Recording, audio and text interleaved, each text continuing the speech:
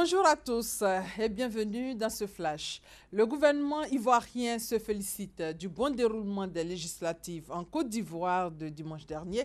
La période du contentieux est désormais ouverte et elle va durer 5 jours. Autre décision prise au cours du Conseil des ministres concerne l'éducation nationale. La décision porte sur la durée de la formation des instituteurs adjoints au CAFAP. Au lieu de 2 ans, comme par le passé, cette formation sera désormais de 3 ans.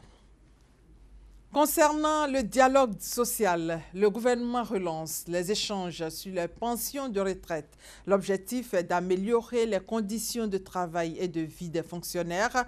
Plusieurs points sur la table hier, notamment les réformes de 2012, un an après les premiers départs à la retraite. On fait le point avec Francis Boifo. 4 années après l'application de la réforme sur le régime de pension publique, on enregistre des points de satisfaction. Les retraités pouvaient attendre avant la réforme plus de 2 ans, plus de 3 ans avant de toucher leur première pension. Donc il y avait une discontinuité totale entre la première pension servie et le dernier salaire d'activité. Donc la réforme a permis de rétablir ces choses, d'ajuster, le fonctionnement de l'organisme de sécurité sociale conformément aux règles qui doivent être émises en la matière. Toutefois, les organisations syndicales se plaignent de la mise en œuvre de la réforme de 2012 sur certains points. Ces organisations dénoncent la perte de certains acquis du fait de la réforme intervenue en 2012. Cette situation se caractérise par de nombreuses menaces d'arrêt de travail.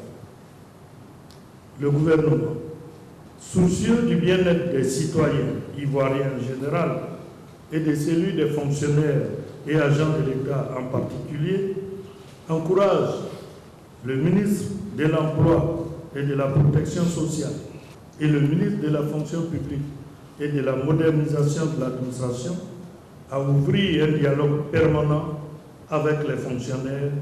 Le présent atelier vise à recueillir les préoccupations des organisations syndicales en vue de leur apporter des solutions et favoriser les conditions de vie de travail des fonctionnaires et agents de l'État.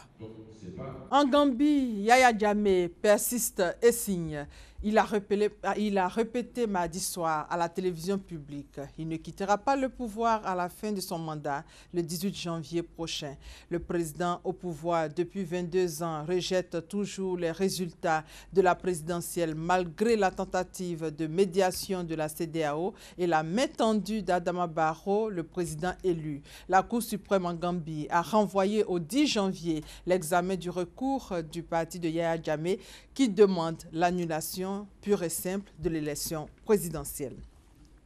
En République démocratique du Congo, c'est dans un contexte tendu que les discussions ont repris sous l'égide de l'Église catholique entre majorité et opposition à Kinshasa. L'objectif des évêques congolais est donc de sortir de l'impasse et d'éviter de nouvelles violences. Les négociations ont commencé ce mercredi après-midi avec un ultimatum lancé par les évêques. En Syrie, les derniers rebelles et civils qui souhaitaient quitter les quartiers ex-d'Alep devaient partir ce jeudi 22 décembre 2016 à l'aube.